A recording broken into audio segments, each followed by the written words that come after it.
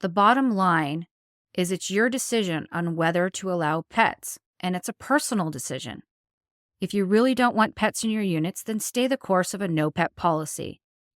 If your rental is one that can easily accommodate pets, and you don't mind the potential issues and cleanup, then go for it.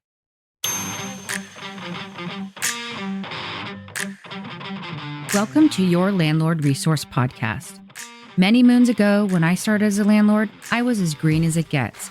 I may have had my real estate license, but I lacked confidence and the hands-on experience needed when it came to dealing with tenants, leases, maintenance, and bookkeeping. After many failed attempts, fast forward to today, Kevin and I have doubled our doors and created an organized, professionally operated rental property business. Want to go from overwhelmed to confident? If you're an ambitious landlord or maybe one in the making, join us as we provide strategies and teach actionable steps to help you reach your goals and the lifestyle you desire, all while building a streamlined and profitable rental property business. This is your Landlord Resource Podcast.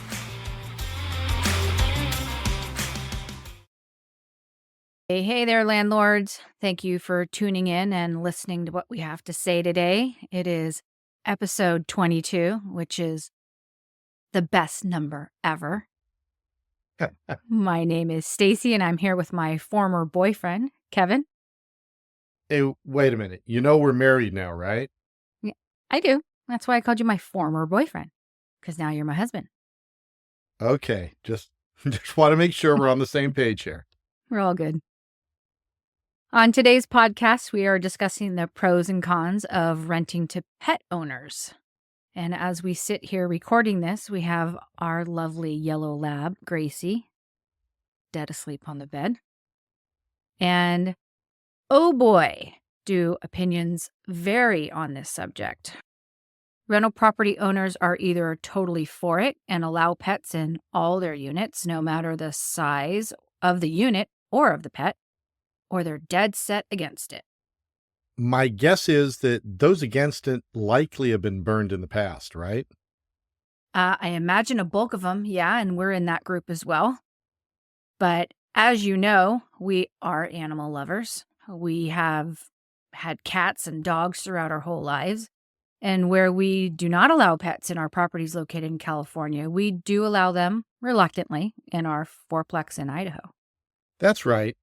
In Idaho, all but I believe one of the units had tenants with pets when we bought it. And since they've all renewed their leases, those units still have the pets in them. Yeah, I wasn't too happy about having pets in the units, especially because much of the flooring in those units are carpeted. Okay, well, let's start off then with why landlords may not want to rent to tenants that are pet owners. And I want to clarify that this episode is focused mainly on renting to tenants who have pets, not service or emotional support animals. We do touch on those at the end a little bit, but today we're discussing primarily pets. So let's face it, providing housing and being rental property owners is a customer service-based business, which means what? It means the customer is always right. Yep, but that's not how the real estate industry works. We've said this many times before, your tenants are your clients, so do what you can to please them so they'll continue to pay rent on time, care for your property, and renew their leases year after year. At the same time, this doesn't mean you need to sacrifice your rental property for the sake of their happiness.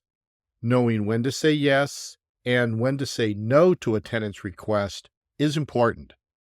Animals are sweet and cute and cuddly, but they can also be a mess too. They certainly can.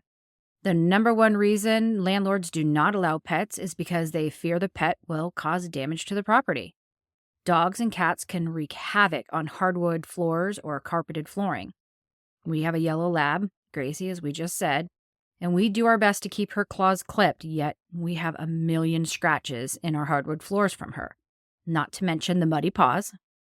Cats and dogs both like to chew up carpet and leave holes in it. And once a pet pees on a surface, they and any other animal that comes around will smell that and mark their spot there as well. And if a dog's got to go poop, They got to go. And if your tenant gets stuck at work and can't get home to let them out to relieve themselves, that dog is going to go where they can, which is the floor of your unit. Do you remember, I think it was a few years back, there was a carpet cleaning commercial that showed a dog scooting its butt along the carpet? That alone was enough to make me think twice about ever having carpet again. Oh, even Gracie, when she does it on the grass, it seriously grosses me out.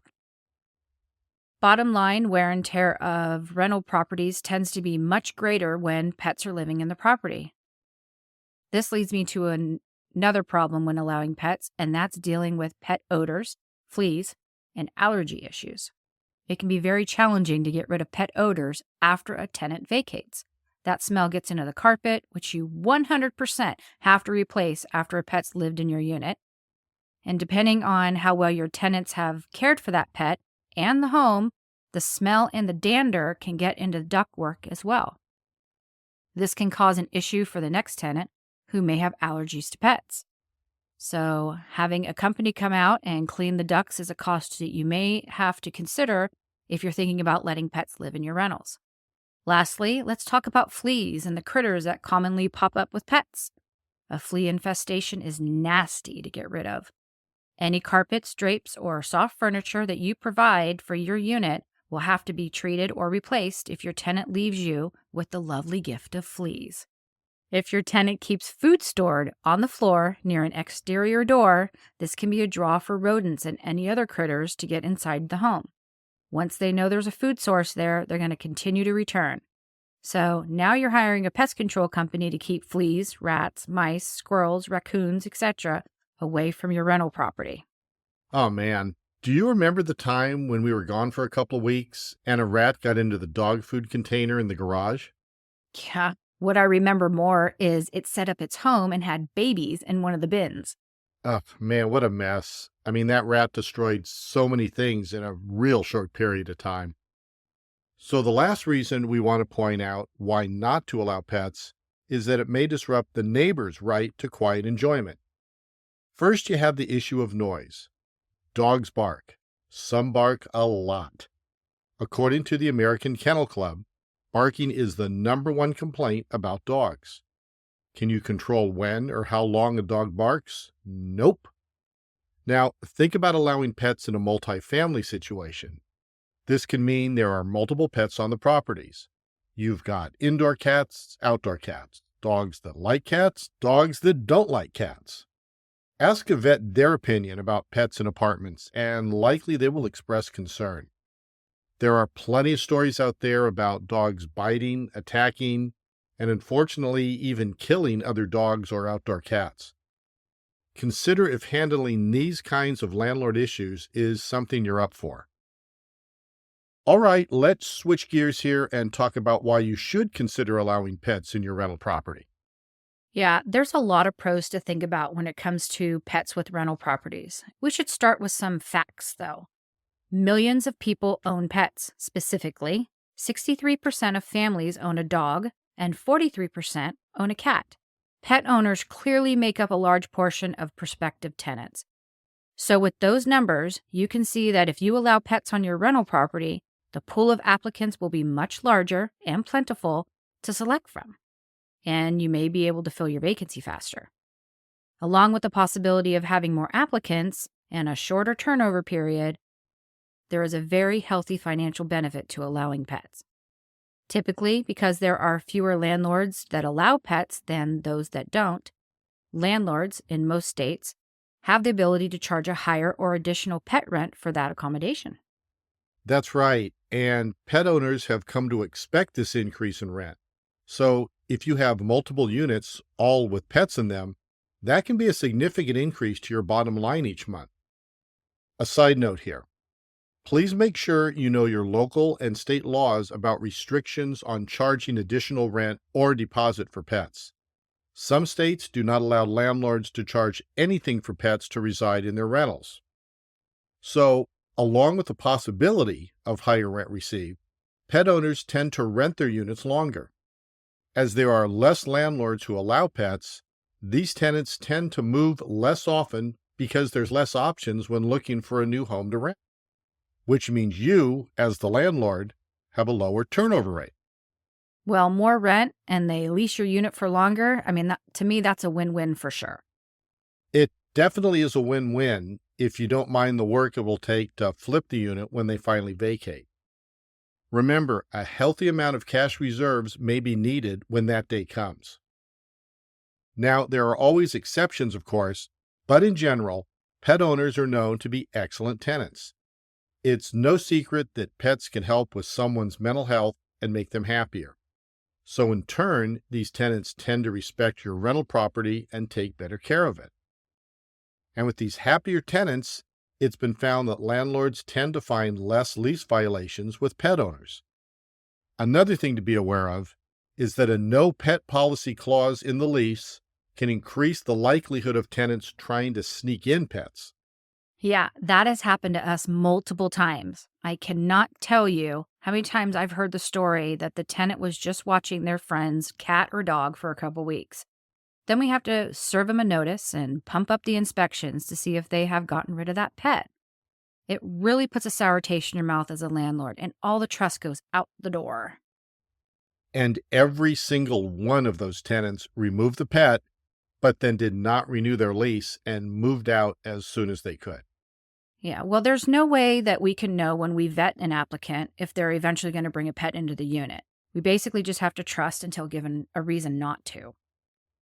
So why don't we switch gears here? We've discussed both the pros and cons of allowing pets in your rental property.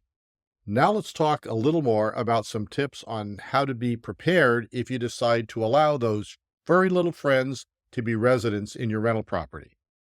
We'll start with the lease. Regardless of you having a pet or no pet policy, you'll need to make sure you have a solid pet clause in your lease. This will clearly state the additional rent charged per pet, or if you have any breed or size restrictions. Additionally, the lease should notate where the pets are or are not allowed to be on the property. For instance, if your rental has a pool. Dogs in pools are fun, but their hair can clog the filtration system, causing it to fail and leaving the pool that beautiful shade of green. Or maybe you have a nice lawn or garden. Do you want the pets to urinate or dig it up? Landlords should also have a policy on pets being vaccinated. Tenants should show that proof, and if we're being honest here, they should be required to provide that proof year after year. Lastly, if you allow pets in your rental properties, do yourself a favor and require an additional security deposit. Let me jump in here. Do you notice how Kevin said an additional deposit and not a pet deposit? This is very important, so pay attention to what I'm about to say. When you collect a security deposit, that is generally for issues that arise from the negligence on the part of the tenant. If you want more of a deposit when there is a pet involved, and you name this extra security deposit as a quote-unquote pet deposit, you are only allowed to use those funds towards damage that is caused by the pet.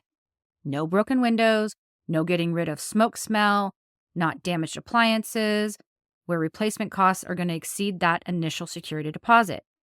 By naming it a quote-unquote additional deposit, you can use that money to cover any damages that the regular security deposit does not cover. Never specifically name your deposits, or you are putting a major restriction on those funds. I really love that tip. So many landlords are just dumbfounded when we explain that to them.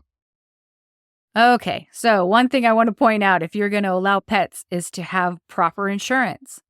Renter's insurance is an absolute must regardless of pets. And many landlords require a higher liability from renter's insurance when pets are present. And landlords beware, sometimes your own liability policy is going to have restrictions on pets. So make sure you're talking to your insurance agent to verify that. There have definitely been cases where the landlord has allowed a pet to live on their property and has gotten sued when that pet injured another person on or off the property. The responsibility can filter down to ultimately whoever allowed that pet to reside in the rental property. Well, I think this is an excellent segue into our next point, which is pet screening. I won't go too deep into it here because we have an episode specifically covering this subject coming up in a couple months. But do yourself a favor and require pet screening. You vet your tenants by doing thorough background checks. You should do the same for any pet allowed. Know if they are neutered or spayed, what their demeanor is, if they've been vaccinated, etc. There are a couple of companies out there that will do this for a reasonable fee. We like our pet policy. They screen pets, make sure ESA certificates are valid, and help you feel confident that the pets living in your unit are healthy and safe. We'll put a link in the show notes for you to check them out. Okay, on to the last thing we want to discuss, and that is fair housing when it comes to pets. Man, okay, this is a temperamental subject, so if you're not up on your fair housing laws for rental properties, you need to really get on it. It seems like that law is changing all the time. So here's where some of the confusion comes in. You have the federal law of fair housing through HUD, Housing and Urban Development, but you also have state and local laws that are passed that can add to the fair housing requirements and really confuse landlords, especially those who own rentals out of state. Today we are primarily discussing pets, so we'll keep the subject of service animals and ESAs brief. The three I just mentioned are all totally different categories when it comes to animals and rentals. You have those prospective tenants who are clearly disabled and have an animal, typically a dog, to assist them, and it never leaves their side. As a landlord, you cannot refuse to rent to an applicant because they have a service animal. It has to be a reason beyond that, like a credit or financial issue. A person with a service animal is allowed to have that animal with them wherever they go, even in your no pets allowed rental property. Some example are animals that help guide the blind, some that help those in wheelchairs by opening doors, picking up drop things off the ground, stuff like that. Their job is to serve first and be a friend last. There is absolutely no doubt when you see these animals that they are service animals. ESAs, or emotional support animals, have been a huge bone of contention with many landlords, as many states recognize these animals as a necessary component to stabilizing a person's mental health. When quote-unquote pets are not allowed, many tenants will fake a mental health issue so they can have the pet. The kicker is landlords are not allowed to charge an additional rent or deposit when an animal has been deemed an ESA. So the incentive to earn more money by allowing pets is eliminated when someone deems their animal an ESA. There are fake ESA certificates that tenants can order online for a flat fee. I mean, totally, completely faked. But many landlords won't take the time needed to do their due diligence and find out if the certificate presented to them is authentic or not. Again, this is why we suggest using a pet screening service like our pet policy. So, to learn more about fair housing and ESAs, you guys should check out the Fair Housing Institute. They offer complete, comprehensive courses that cover all the fair housing laws. And I believe they also do certification as well. And we highly recommend all DIY landlords take the course at least every other year so they stay up on all the changes in the fair housing laws. But if you rather just learn about ESAs, they have a course specifically focused on it. They've been gracious enough to give our listeners 15% off all their courses. Use code YLR2023 when you check out. That's YLR2023. We will also put the code in our show notes. The bottom line is it's your decision on whether to allow pets, and it's a personal decision. If you really don't want pets in your units, then stay the course of a no-pet policy. If your rental is one that can easily accommodate pets, and you don't mind the potential issues and cleanup, then go for it. Maybe you own a single-family home that has a nice big yard and parks and trails nearby for dog owners to exercise Fido. Maybe your duplex is a side-by-side style and the backyards are separated by a fence, so you don't have to worry about the dog commingling with the other unit. Maybe you only allow cats that have been fixed. But regardless of your decision, Make sure you have everything clearly written in the lease, even if the tenant does not currently own a pet. The policy should also include when a guest brings a pet onto your property as well. This way, if they decide to get a pet down the road, you've covered yourself by stating your pet policy. If pets are allowed, list anything and everything that tenants need to know before they bring that pet home. If you don't allow pets, make it clear of what the ramifications are should they or a guest bring a pet on property. That's our show today. Thank you so much for listening. We really appreciate you tuning in, and we hope you've enjoyed our content. If you'd like to have the podcast link delivered to your email, we have a free newsletter called Landlord Weekly that we send to our subscribers.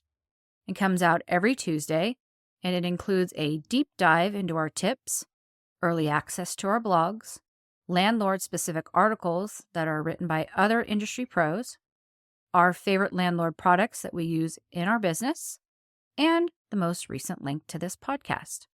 You can subscribe at yourlandlordresource.com/subscribe. That's yourlandlordresource.com/subscribe. We will also include the link to subscribe in the show notes. We really appreciate all of you taking the time to listen to what we have to say and that you find our podcast helpful and useful. Please subscribe or follow us on your favorite podcast platform. It helps us move up the charts and get recognized by other DIY rental property owners. And if you don't mind, would you please take a moment to leave a kind review of this podcast? That is the best way for other landlords to see how great it is. So I am Stacy, signing off with Kevin And Gracie. and Gracie. And until next time, you've got this, landlords.